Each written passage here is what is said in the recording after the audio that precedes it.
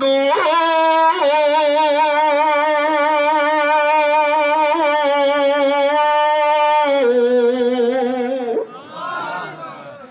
আল্লাহ বলে ও গোলাম শুনো, আমি আল্লাহ একমাত্র ইবাদতের জন্য তোমাকে বানাইলাম, সিটারি করার জন্য না, রংবাজি করার জন্য না, ধোকাবাজির জন্য না, দুনিয়ার পিছনে দৌড়ানোর জন্য না, টেন্ডারবাজি করার জন্য না। রাস্তা দিয়া একজন মা কলেজে যায়, একজন বোন কলেজে যায়, তাকে ধরিয়া ধর্ষণের জন্য আমি আল্লাহ বানাই নাই। আমি আল্লাহ একমাত্র ইবাদতের জন্য তোমাকে বানাইলাম। মানুষ কিছু আল্লাহর ইবাদত করে, আবার দুনিয়ার প্রয়োজনে মৌসুমী ইবাদতও কিছু মানুষ করে। কিছু মানুষ আছে অল্প, যারা সত্যিকার অর্থে আল্লাহর গোলামি করে। ফজরের সময় ফজর পড়ে নেয়, জোহরের সময় জোহর পড়ে নেয়, আসরের সময় হলে আসর পড়ে নেয়, মাগরিবের সময় হলে মাগরিবটা পড়ে নেয়, এশার সময় হলে এশাটা পড়ে নেয়। আবার এদের ভিতরে কিছু মানুষ আছে, এরা 5 ওয়াক্ত পড়ার পরে তৃপ্তি মিটে না, ওনারা আবার গভীর রাতে রব্বে কারিমের সামনে সেজদায় পড়ে যায়। আমার সমাজে আবার এমন মুসলমানও আছে,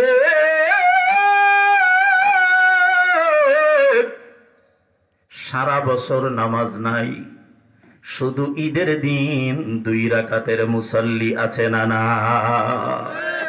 এমন মুসল্লিও আছে সারা সপ্তাহ নামাজের খবর নাই, জুমার দিন 2 রাকাত অটো মুসল্লি আছে না নাই? এমন মুসল্লি এই সমাজে আছে, জুমাও নাই, ঈদের নামাজও নাই, সারা সপ্তাহ নাই, কিন্তু মাশাআল্লাহ যখন কোনো অনুষ্ঠানে এসে যায় তখন সবার আগে সামনের কাতারের মুসল্লি হয়। জোরে বলে না আছে না না? আমার আল্লাহ বলে ও গোলামে এমন নামাজ নয়।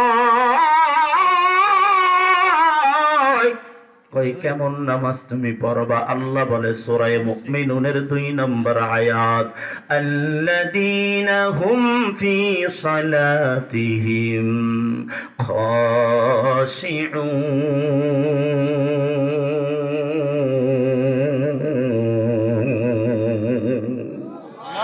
ও গোলাম নামাজ তুমি পড়বা,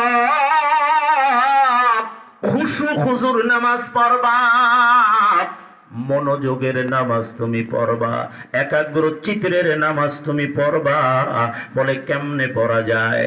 সাহাবায়ে কেরাম নবীর কাছে বলে হুজুর, সাহাবায়ে কেরাম নবীর কাছে জিজ্ঞাসা করলেন ইয়া রাসূলুল্লাহ খুশু খুজুর নামাজ কেমনে পড়া যায়? নবী আমার বললেন সাহাবী, নামাজের আগে 2টা আমল করো। যখন তুমি নামাজে দাঁড়াইবা তোমার মনের ভিতরে এই চিন্তা করো, মনে হয় যেন আমি নাসিরউদ্দিনের এই ইশার নামাজ জীবনের শেষ নামাজ। ও মুরাব্বি আওয়াজ দিয়া বলে ইশার নামাজ আমাদের জীবনের শেষ নামাজ হতে পারে কিনা? পারে মুরাব্বি, পারে পারে মুরাব্বি। এই যে আজকে মাগরিবের পরেও একটা জানাজা পড়ছি আপনাদের কুমিল্লাতে, বরুড়া থানায়। নবী আমার বলে উম্মত শুনো, নামাজের ভিতর 2টা আমল করবা। 1 নম্বর হলো জীবনের শেষ নামাজে দাঁড়াইলাম, আর 2 নম্বর হলো আমি যেই নামাজ পড়ি আওয়াজ দিয়া বলেন দেখে কে? যদি আমি দেখি না, আমার রব আমার নামাজ দেখতেছে। সাহাবায়ে কেরাম জানতে চায় হুজুর খুশু খুজুর নামাজ কেমনে পড়ব? নবী আমার বলে সাহাবীরা, নামাজের ভিতরে 6টা অঙ্গ দিয়া যারা নামাজ পড়বে ওই মানুষগুলো সেজদা দিবে কটপাড়ার জমিনে, ওনাদের সেজদার মর্যাদা আমার মালিকের আরশে আজিমে পৌঁছে যাবে। জোরে বলেন আল্লাহু আকবার। নামাজের ভিতর 1 নম্বর বান্দা যখন হাতের নামাজ পড়বে, এক নম্বর হলো হাতের কাজ নামাজের ভিতর, দুই নম্বর হলো পায়ের কাজ, তিন নম্বর হলো চোখের কাজ, চার নম্বর হলো মুখের কাজ, পাঁচ নম্বর হলো কানের কাজ, ছয় নম্বর হলো দিলের কাজ। এক নম্বর হলো হাতের কাজ, দুই নম্বর হলো পায়ের কাজ, তিন নম্বর হলো চোখের কাজ, চার নম্বর হলো মুখের কাজ, পাঁচ নম্বর হলো কানের কাজ, ছয় নম্বর হলো দিলের কাজ। কয় হুজুর কেমনে এই অঙ্গ দিয়া নামাজ পড়া যায়? ও মুরাব্বি, নামাজে তখন দাঁড়ান, এক নম্বরে এই হাতের কাজ করেন, কান পর্যন্ত হাতটা উঠাইয়া আঙ্গুলগুলো কিবলার দিকে রাখিয়া আল্লাহু আকবার বলে নামাজে দাঁড়ান। দুইটা আঙ্গুলকে কবজিটাকে এইভাবে ধরিয়া তিনটা আঙ্গুল যখন উপরে সারিয়া দিবেন, এটা হবে নবীর নামাজ, এটা হাতের কাজ। আওয়াজটা বাড়ায়া জোরে বলেন না আল্লাহু আকবার। দুই নম্বর হলো পায়ের কাজ। বান্দা যখন নামাজে দাঁড়াবে, অনেক বেয়াদব নামাজের ভিতরে দাঁড়াইয়া সেগাইয়া দাঁড়ায়, নামাজের দুই পায়ের মাঝখানে এক হাত মুঠো হাত পর্যন্ত ফাঁক করে দেয়, দীর্ঘ করে দেয়, পরিধি অনেকটা চ্যাপ্টা করে দেয়। ও মুরাব্বি না, নবীর নামাজ কেমন? আমার নবী নামাজে দাঁড়াইলে আরামদায়ক ভাবে দাঁড়াইতো, কমপক্ষে চার আঙ্গুল মাঝখানে থাকতো চওড়া। আর যদি শরীরটা একটু মোটা হয়, আরামদায়কে যদি একটু বেড়ে যায়, অসুবিধার কিছু নাই। নবী আমার বলে পায়ের আঙ্গুল সোজা কর। অনেক ভাই নামাজে দাঁড়াইয়া পাটা দুই দিকে দেয়, আওয়াজ দিয়ে বলেন আছে না নাই? না মুরাব্বি, না না, পায়ের আঙ্গুলগুলো সোজা করেন, পাটাকে সোজা করেন। আর যখন আপনি সেজদায় চলে যাবেন, পায়ের আঙ্গুলগুলো ভাঙিয়া আপনার পা খাড়া করে দেন। জোরে বলেন না সুবহানাল্লাহ। তিন নম্বর হলো চোখের কাজ। চোখের কাজ হলো নামাজের ভিতরে পাঁচটা। নামাজে দাঁড়াইয়া এক নম্বর হলো চোখের কাজ, দাঁড়ানো অবস্থায় চোখের নজর সেজদার জায়গায়। আর দুই নম্বর, যখন আপনি রুকুতে চলে যাবেন, তখন রুকু অবস্থায় চোখের নজর থাকবে দুই পায়ের বৃদ্ধা আঙ্গুলের মাঝখানে। তিন নম্বর, আপনি যখন সেজদায় চলে যাবেন ও মুরাব্বি, তখন সেজদা অবস্থায় আপনার চোখটাকে খোলা রাখিয়া নাকের ডগায় নজর দেন। আর চার নম্বর চোখের কাজ হলো যখন তাশাহুদের বৈঠকে বসবেন, দুই হাঁটুর মাঝখানে নজর দেন। আর পাঁচ নম্বর চোখের কাজ হলো যখন সালাম ফিরান, আসসালামু আলাইকুম, মাথা সোজা রাখেন, ওয়া রাহমাতুল্লাহ, কাঁধের উপরে নজর দেন। আসসালামু আলাইকুম ওয়া রাহমাতুল্লাহ, কাঁধের উপরে নজর দেন। কাঁধের উপরে যারা নজর দেয়, এই নামাজ নবীর নামাজ হয়ে যায়। আর কাঁধের দিকে যারা নজর দেয়, ওটা নবীর নামাজ হয় না। এই জন্য ওই মুসাল্লি নামাজের পর বলতে পারে কোন বাচ্চারা মসজিদে দুষ্টামি করেছে, জোরে বলেন ঠিক কিনা? আপনাদের কুমিল্লার ভাষাই বলতে হচ্ছে, ভাই রে হোলাহান তো গোলাই কি নজরন যাইতো নুনি। আওয়াজটা বাড়ায়া জোরে বলেন নাউজুবিল্লাহ। ওরে কাদের উপরে নজর দেন। এটা হলো চোখের কাজ পাঁচটা, এটা হলো তিন নম্বর। চার নম্বর নামাজের ভিতরে কাজ হলো জবানের কাজ। এই জবানের কাজ হলো দুইটা। এক নম্বর কাজ হলো যা পড়বেন সহি সহি সহি করে পড়বেন। আবার বলি, যা পড়বেন সহি করে পড়বেন। আর দুই নম্বর, নামাজের ভিতরে যা তেলাওয়াত করবেন ধীরে ধীরে পড়বেন। বলেন জবানের কাজ কয়টা? একটু জোরে বলেন না কয়টা? দুইটা। এক নম্বর যা পড়বেন সহি করে পড়বেন, দুই নম্বর হলো যা পড়বেন ধীরে ধীরে পড়বেন। আজকে উলামায়ে কেরামের 4 রাকাতে যেটুকু সময় হয়, সাধারণ একজন মানুষ ওই 4 রাকাতের ভিতরে তার 10 রাকাত কমপ্লিট হয়। আমার বুঝে আসে না এরা কেমন নামাজ পড়তেছে। নামাজের ভিতরে 6টা অঙ্গ দিয়ে নামাজ পড়বেন। নবী আমার বলে উম্মত 4 নম্বর হলো জবানের কাজ, জবানের কাজ হলো 2টা, আর 5 নম্বর হলো কানের কাজ। নামাজে দাঁড়াইয়া সুন্নাত যদি হয় ঠোঁটটা নাড়াইয়া নাড়াইয়া নাড়াইয়া নাড়াইয়া আল্লাহর সাথে কথা বলেন। সাহাবায়ে কেরামকে নবী আমার বললেন, তোমরা কি আল্লাহর সাথে কথা বলতে চাও? বলে জি ইয়া রাসূলুল্লাহ। কয় কোরআন খুলো। যেই মানুষটা আল্লাহর কোরআন খুলিয়া তেলাওয়াত শুরু করে দেয় সে তো যেন সরাসরি আল্লাহর সাথে কথা বলে। আমার প্রিয় যুবক, 6 নম্বরের কাজ হলো আপনি নামাজের ভিতরে যা আপনি পড়তেছেন, রুকু আপনি দিতেছেন, সেজদা আপনি দিতেছেন, এগুলোর মজা দিলের ভিতরে নেওয়া। আল্লাহু আকবার জোরে বলেন না। একটা খাবার যদি রুচিসম্মত হয় দিলের ভিতরে শান্তি আছে না নাই?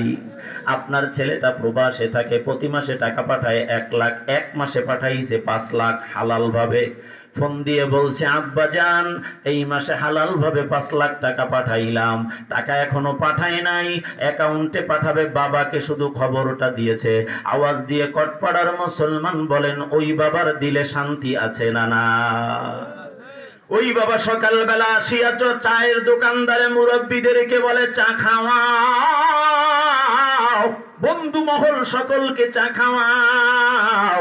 সবাই চা খায় আর বলে, ও মুরব্বী আজকে এত খুশি কেন? কয় আমার দিলে শান্তি। কয় দিলে কেমনে শান্তি আসলো? কয় আমার ছেলে প্রত্যেক মাসে টাকা দেয় 50 বা 1 লাখ, কিন্তু এই মাসে টাকা পাঠাইছে 5 লাখ। কয় পাঠাইছে হাতে পাইছেননি? কয় না। কোথায়? বলে অ্যাকাউন্টে। দেখছেননি? বলে না। কয় দেখেনও নাই, ধরেনও নাই, দিলে আপনার শান্তি। আর 70 বছর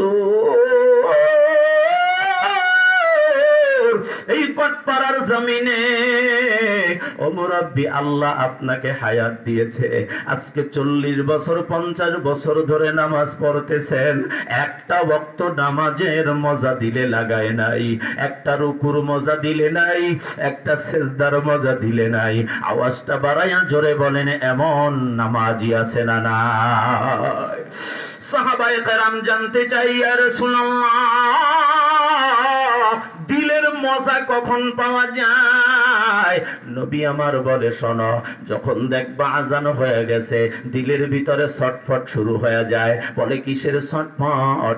ওই দিলের ভিতরে বারবার জল্পনা আর কল্পনা, আজান মসজিদের মিনারায় হয়ে গেছে রে, আমি কখন জানি মসজিদে যাব, আমি কখন যেন রব্বে কারীমের সামনে কপালটা লাগাইব।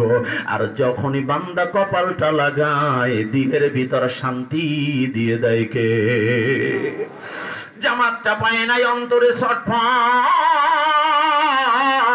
গাড়ির ভিতরে চলতেছে, আজান হয়ে গেছে, তার ভিতরে ছটফট। গাড়ির ভিতরে অন্য মানুষগুলো গল্প করে, কিন্তু তার কাছে মজা লাগে না। সবাই জিজ্ঞাসা করে, ভাইজান আপনি কথা বলেন না কেন?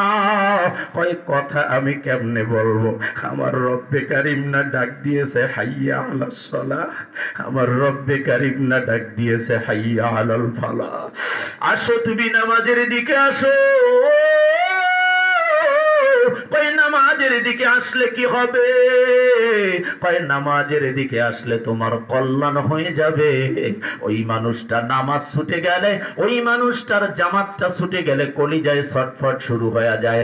এই হালাতটা যখন আপনার ভিতরে আসবে, মনে রাখবেন আল্লাহ যেই নামাজ চায়, নবী যেই নামাজ শিক্ষা দিয়েছে, ওই নামাজ আমার হয়ে গেছে। ওই নামাজ কেমন?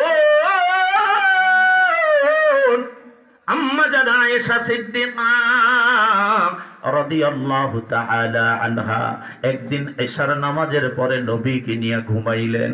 গভীর রাতে আম্মা জানের ঘুম ভেঙে যায়, নজর দিয়ে দেখে নবী আমার বিছনায় নাই, বিছনা খালি দেখা যায়। নবীকে খোঁজার জন্য জান্নাতুল বাকিতে যায়, নবীকে পাওয়া গেল না। সমস্ত বিবিদের হুজরা তালাশ করলো, কোনো জায়গায় নবীকে পাওয়া যায় নাই। অবশেষে আসিয়া মসজিদে নববীর ভিতরে আম্মা জান ঢুকিয়া দেখে আমার নবী নামাজের ভিতরে লম্বা কেরাত দিয়া নামাজ পড়তেছে। আম্মা জান আয়েশা বলে, আমি দাঁড়াইয়া রইলাম, লম্বা সময় ধরে আমি আমার নবীর নামাজ দেখতেছি। আমি তাকাইয়া দেখলাম নবী আমার এত লম্বা কেরাত দিয়া নামাজ পড়ে যে নবী আমার দাঁড়াইয়া থাকতে থাকতে থাকতে থাকতে থাকতে থাকতে আমার নবীর পা মোবারক ফুলে গেছে। আল্লাহু আকবার, জোরে বলেন না। দাঁড়াইয়া কতক্ষণ থাকলে পা ফুলে যায় বলে? আম্মা জান আয়েশা বলে আমি পিছনে দাঁড়াইয়া রইলাম। লম্বা সময় পর নবী আমার সালাম ফিরাইল।